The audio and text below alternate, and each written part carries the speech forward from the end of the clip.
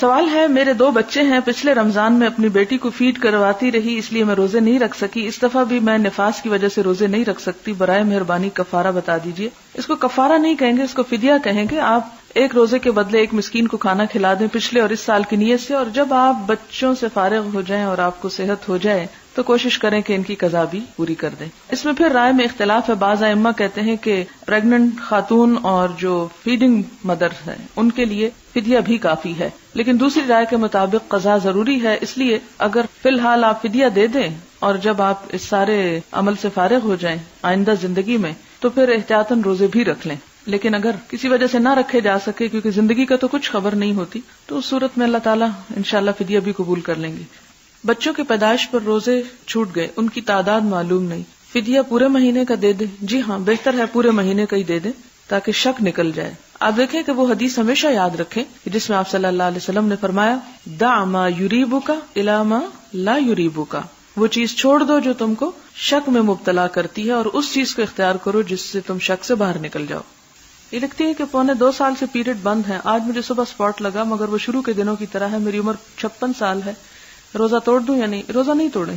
پہلے سنا تھا کہ اگر حیض سے پاک ہو جائیں اور کسی وجہ سے غسل نہ کر سکے تو 10 بجے تک غسل کر لیں تو روزہ ہو جائے گا، ایسا کرتے بھی رہے، اب ازالہ کیا ہو۔ بات یہ ہے کہ میں نے آپ کو یہ سمجھایا تھا کہ اگر سحری کے بعد بلیڈنگ ہو رہی ہے تھوڑی بہت چاہے تو روزہ نہیں رکھا جا سکتا، لیکن اگر بلیڈنگ ختم ہو چکی ہے اور آپ مثلا سو رہے تھے اور سوتے رہ گئے، اٹھے تو 10 بجے ہوئے تھے اور آپ سمجھے کہ آپ پاک تھے اور ہیں تو نہانا ہے، تو اب آپ اگر ویسے ہی جسے بغیر کھائے روزہ بھی رکھ رہے ہیں اور نہا بھی رہے ہیں تو ایسا کیا جا سکتا ہے۔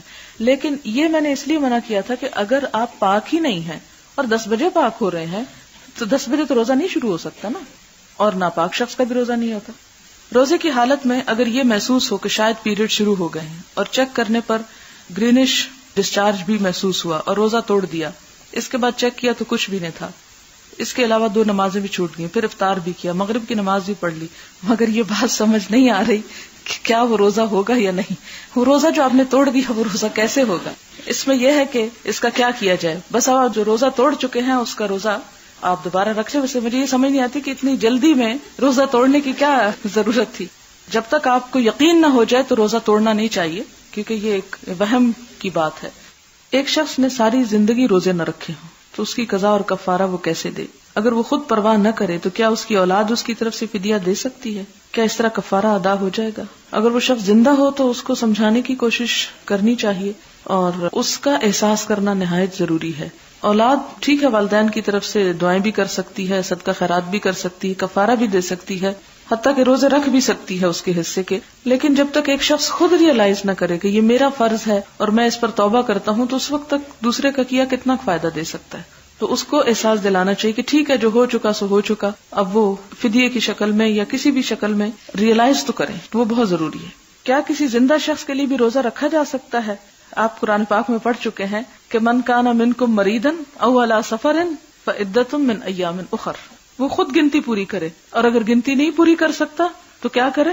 فدیۃ طعام مسکین، مسکین کو کھانا کھلائے۔ لہذا جس حدیث کی وجہ سے آپ کو یہ کنفیوژن ہوا ہے وہ یہ ہے کہ اگر کوئی شخص مر جاتا ہے اور اس کے وارث یہ ڈیسائیڈ کرتے ہیں کہ ہم اس کی جگہ روزہ رکھ دیتے ہیں تو فرض روزہ رکھنے کی اجازت ہے، کسی کے لیے نفلی روزہ رکھنے کا بھی کوئی ثبوت نہیں۔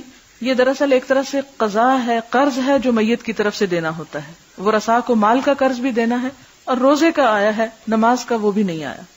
آپ نے مسواک کی سنت کا مذاق اڑانے کی تنبیہ کی تو مجھے خیال آیا کہ واقعی سنتوں کا مذاق اڑانا تو لوگوں کی روزمرہ زندگی کا جز بن چکا ہے۔